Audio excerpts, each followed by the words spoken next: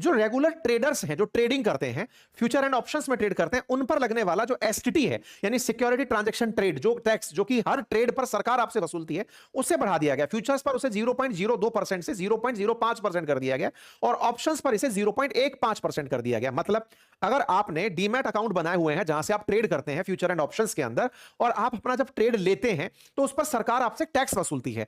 सरकार ने ट्रेडर्स से और ज्यादा टैक्स वसूलना शुरू कर दिया है।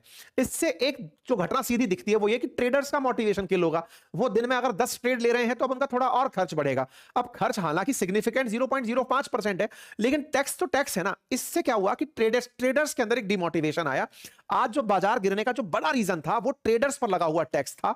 ट्रेडर्स जो फ्यूचर एंड ऑप्शंस जो इंट्राडे ट्रेड करते हैं, उनके अंदर की निराशा थी कि ये क्या कर रहे हो यार, एक तो बजट में कोई राहत नहीं दे रहे हो, ना कोई ड्यूटी घटा रहे हो, ना कुछ कर रहे हो, ऊपर से आप हम पर ही ट्रेड करने की पनिशमेंट और ले ले रहे हो ताकि हम बाजार में ज्यादा खेलकूद ना मचा पाए। फिर प्रतिक्रिया में अखिलेश यादव जी निकल करके आए कि ये भाजपाइयों का बजट परिणाम है कि शेयर मार्केट धड़ाम हो गया। कुल मिलाकर के बाजार ने इस पर प्रतिक्रिया अपनी तरफ से ऐसे दी, बाजार गिरा। बाजार के अंदर फ्यूचर्स ट्रेडिंग के अंदर आयो सिक्योरिटी टैक्स ने खतरनाक प्रतिक्रिया दी। लिस्टेड कंपनियों का मार्केट कैप 11 लाख करोड़ का उतर गया, कम हो गया। फ्यूचर ट्रेडिंग पर टैक्स लगा, ऑप्शन प्रीमियम पर टैक्स लगा, ऑप्शन एक्सरसाइज पर टैक्स लगा।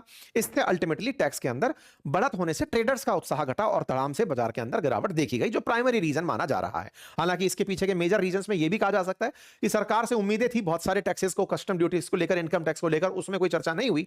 ऐसे में आने वाले समय में बाजार फिर से हो सकता है रिकवर करे, लेकिन उसका अपना तरीका होगा।